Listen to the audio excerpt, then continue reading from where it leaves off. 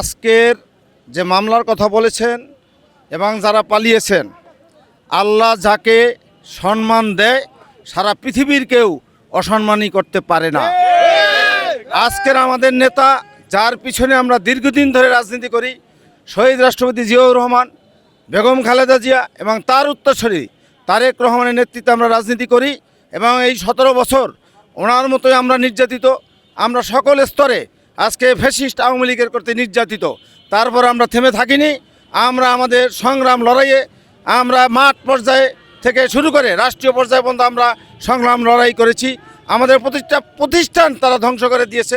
আমরা এগুলির বিরুদ্ধে কথা বলেছি। আজকে আমাদের নেতা আসছে, আমাদের একটা খুশির দিন। আমরা সর্বস্তরের মানুষ আসছি, লক্ষ লক্ষ মানুষ আসছে। একটাই কারণ, এই দেশকে বিএনপির হাতেই গড়তে হবে, তারেক জিয়ার হাতেই গড়তে হবে।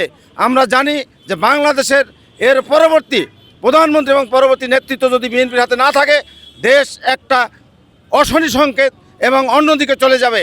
তাই আমাদের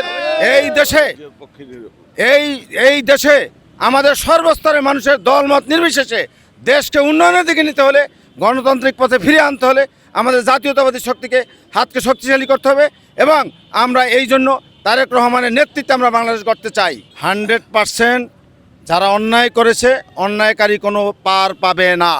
আমাদের প্রত্যেকটা নেতাকর্মীকে যেভাবে অত্যাচার করা হয়েছে, আমরা এখন পর্যন্ত কোনো অত্যাচারের প্রতিশোধমূলক কথা আমাদের নেতাও বলেনি, আমরাও করব না।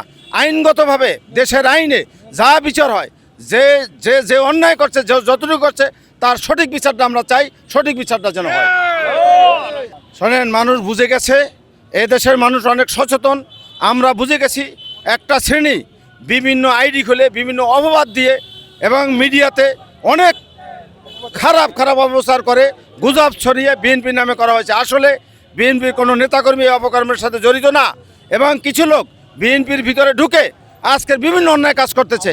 এগুলি আমরা আমাদের নেতার নেতৃত্বে এবং দেশের সরকার গঠনে আমরা চিহ্নিত করে এগুলিকে আমরা বিচারের আওতায় আনবো এবং বিএনপির কোনো নেতাকর্মী কোনো চাঁদাবাজি, কোনো অন্যায় কাজে জড়িত থাকবে না ইনশাল্লাহ।